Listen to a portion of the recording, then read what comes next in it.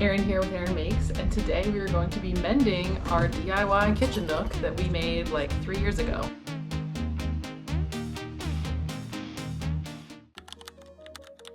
The table I purchased, redid the whole bottom piece, and then the kitchen nook is partially DIY, partially pieces from Joann Fabrics, which is now closed, partially pieces from IKEA. Come and take a look. First thing we did is I bought this circle table that seemed to be about the right size. I think it's around 46 inches in diameter. It has a completely metal bottom. So this entire thing is metal, which doesn't look very cute. It kind of looks more like a restaurant or maybe something you'd see in a cafeteria. And that wasn't really the vibe we were going for. But you can buy this wood wrap from Home Depot, which I purchased and then stained. And then I wrapped it around over here. You can actually spin it and you can see is the seam where I finished the wrapping. You could still kind of see it, but we just kind of roll the table that way and no one really has noticed or cared.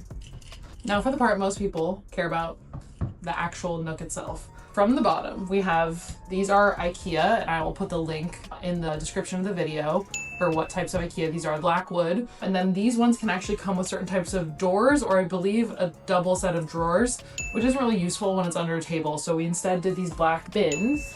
And actually in these bins, but we have a bunch of game boards. So we have our Game of Sorry and Monopoly Expansion and Monopoly, and we keep all of our board games in here for easy ways to pull out, and our puzzles too, because obviously you're gonna do this on the dining table. For the actual foam seating, this is 4-inch foam from Joann Fabrics. We actually went into the store, sat on a bunch of different heights of foam and figured out which height was the best for us. This fabric was also a fabric we went in, actually touched and felt from Joann Fabrics. This is an upholstery fabric, which is what you want for your banquette or kitchen nook.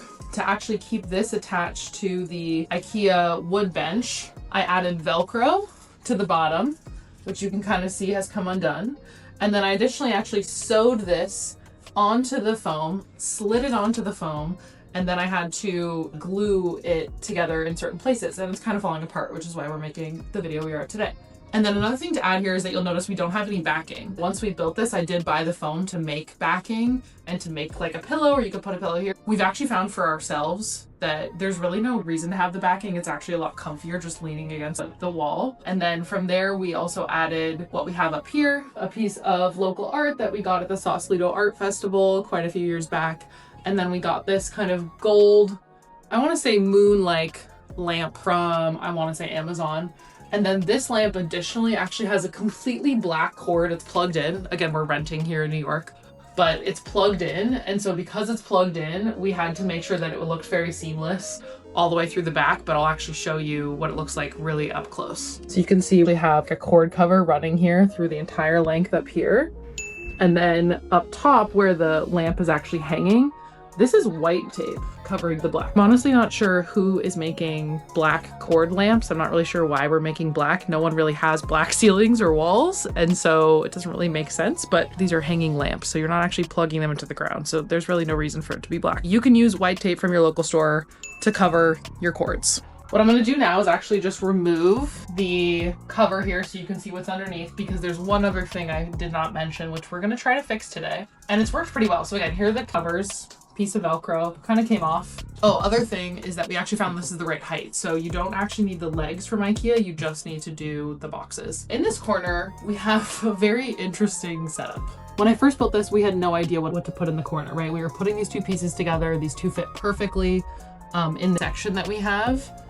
But in this corner, we didn't really know what to fill in here because we didn't have the wood or didn't feel like kind of building that out. So actually what we've done, and that again has worked for 2+ years, is we have a bunch of cardboard stacked here, cut to the right size, pulling all this out. And then underneath we have a bunch of duffel bags that we rarely ever use.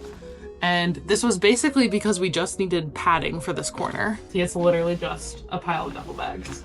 And it's worked pretty well, it's pretty sturdy. So we're gonna see if there's anything else we can do today to kind of fix that or make this whole section a little bit closer together. But that's basically the full setup. Today, our goals are to fix up the seating and then secondarily see if there's anything we can do to kind of make this back corner section a little bit safer. It's been, again, totally fine to work with. We do have a bunch of cardboard that's the right size, but if anything, we want more of that, and so that we can actually like stack it all together. I feel like this is gonna be a lot of work. Let's do it. Our first order of business is how these two attach. You can see that after past 2-ish years, we have some wear and tear here. It's coming apart from the foam and it's kind of running over here. And I have our sewing machine out so we can kind of tighten these up so that when they do touch each other, they are not showing any extra fabric. They're not really showing anything there. And then same with this one. I previously used some glue here, like foam glue, to glue these two together, but that clearly wasn't enough to keep them. So let's go fix these first. Reminder of what it looks like before. We have our sewing machine out. Again, you don't necessarily need one. You can totally use this spray glue or any type of upholstery fabric glue too. Even if you wanted to do a test, you could use some basting adhesive as well. If you have a sewing machine, like I do, then why not use it? So I think what we want to do is actually just sew it down here at the bottom so that nothing pops up, because what keeps happening is this type of fabric pops up. So the first thing I'll do is actually clip these together. These are sewing clips. They're pretty useful. You can also use pins, but obviously for a fabric like this, it's thicker. The clips are a lot easier to use. We have our clips on, they're holding the fabric in place. It's already stuffed with foam, so it'll be a little bit thicker and harder to run it under the machine, but we're just gonna do it anyway.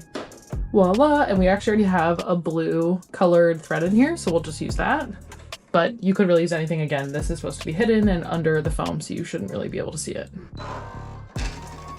And then for stitches here, I'm gonna go with this first one that we have available just to do kind of a loose starting stitch, and we'll see how that goes. Let's try to do this. This is a big piece. This is actually the bigger of the two, so yeah, I think we're gonna have to do it this way. Yeah, this might be a bad idea. It's barely squished under the machine. My sewing table is rolling, and I'm not sure how this is gonna go, but you know what? We are gonna try anyway.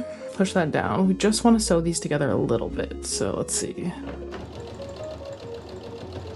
Okay, amazing. Pull out this clip. And go again. I really have to like press foam down so it doesn't get in the way.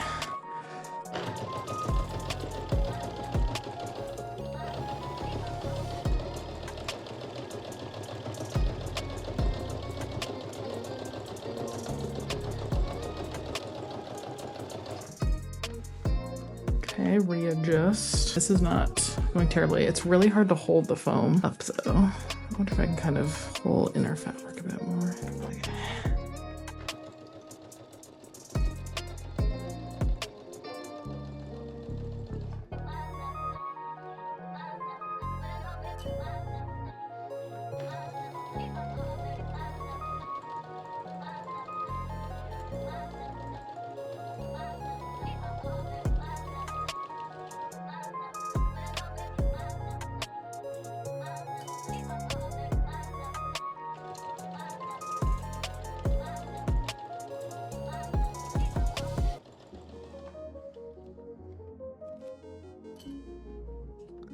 Okay, last one, and we are close. All right, now we're gonna do some back stitching. Lock it in, cut it, and lift it up. Okay. Pretty good. Again, this will be the underside, so you won't see it, but now it won't really pop up, which is great. And then the last thing we really need to figure out is this corner, which I clearly cut poorly 2 years ago, but we kind of need it to work now, so let's see what we can do. I found if I kind of folded the corner in, I can kind of fold it like that, and then we just can sew this little inner part here, and that should be good. So we're gonna clip it. Before I lose this sewing pattern I've now set up. What's great about these clips is they can clip some pretty thick fabric too, which we need today. The hardest part here is shoving this giant foam cushion under here. So if you're gonna do this project, highly recommend doing it maybe in a different order than I'm doing it, and maybe like sewing it fully and then like stuffing the foam in the middle. Okay, so just need to sew a little bit. Again, the goal is just to sew a little bit. So try that. Clip. Sorry guys, the table is rolling around.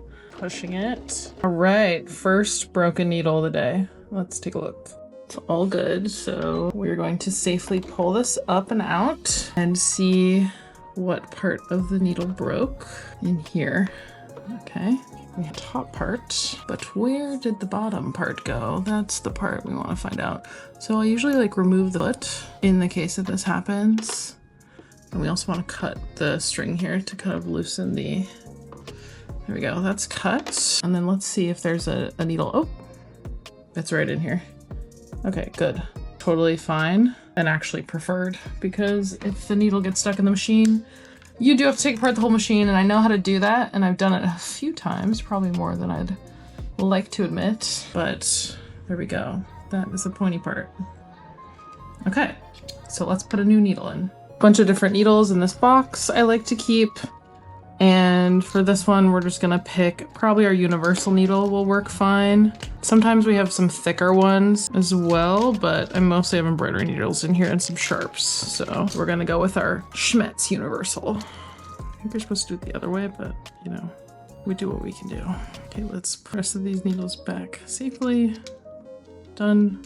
Okay, so then when you're putting your needle in, you need to grab your magical, this thing that comes with your machine, and you are going to loosen the needle hook there. We're gonna just pull this string out of the way, and then you put the flat half facing backwards. It's also actually best practice to put something down here in case you drop the needle, but I have unfortunately done this one too many times. So to tighten, use your fingers and then use this, and there we go. And you can see that the needle kind of, is touching the top of this ballpoint thing here. And that means that the needle's in pretty well, but there's one other check we'll do. What I love also about the Brother is there's this final check we can do to see if our needle is in the correct position. We're gonna pull it through, and then up here we'll tap this, and if it goes through, yep, our needle is perfectly aligned and ready to go. So we'll just put our foot back in. Easiest way there is to clamp down, then lock it, and pull it back up, make sure it's on. And that's the quickest way to replace that. We just have this tiny little last bit we need to do with this new needle, and she's gonna do such a great job. We just wanna kind of lock in this last part, so I'm not even gonna, you know, do as much as I maybe originally would have here. So let's see.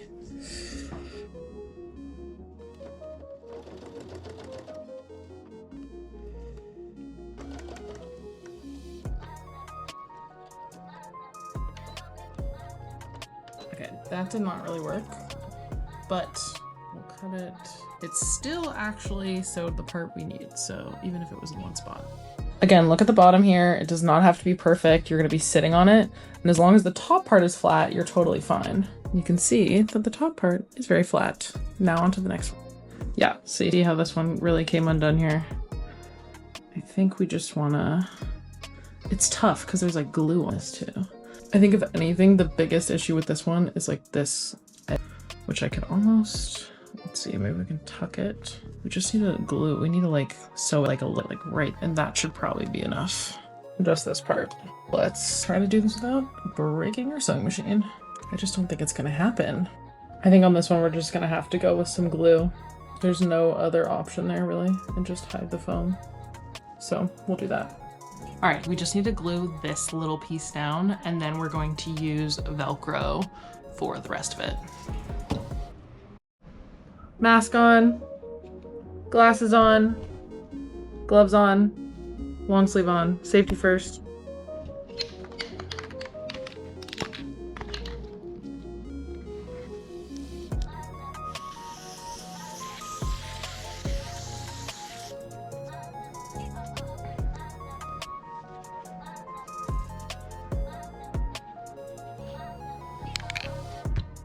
While that dries, let's see if we can figure out what we can do with this corner just to make it a little bit sturdier. I think the first thing I'll do is I'll fix this Velcro. It's supposed to be attached here, but clearly came apart. And stick it back on this side.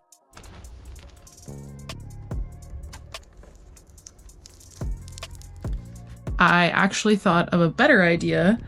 We can keep what we have here. I've restacked it and refinished it, but I took this piece of wood out and I put it on the side. So when we press these two together, this should hold everything up and it shouldn't slide. And again, this is the right height, so we don't really need to go buy anything. I'm always happy to reuse. So we're gonna try this out. Again, we've got no complaints about this, and we haven't felt it really either. You know when I built it actually. But obviously if you're gonna do this type of trick where you're using the 2 IKEA wood boxes, you could definitely go to Home Depot and get a custom cut piece of wood or get a couple and make a small wood box to go in the corner. And of course you have to make sure you account for the baseboard, and our walls do have baseboards, most walls do. So when you're building that box, just make sure you account for that extra width that's gonna be on both bottom corners. And with that, let's shove these two together and then we'll Velcro the pieces and see how it looks.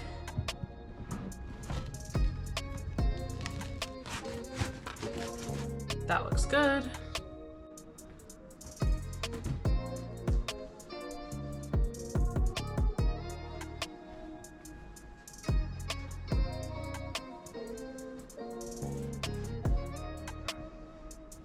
Without the Velcro.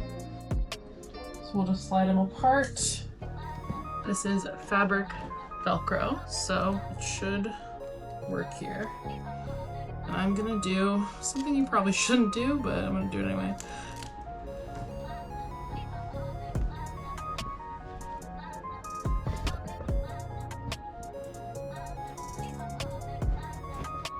Oh wow, that feels a lot sturdier. It looks a lot better. Flat. Wow, she's looking good. And then look, I also perfectly lined up. Pretty close, perfect. The edge of this with the wall. And that is our upgraded nook.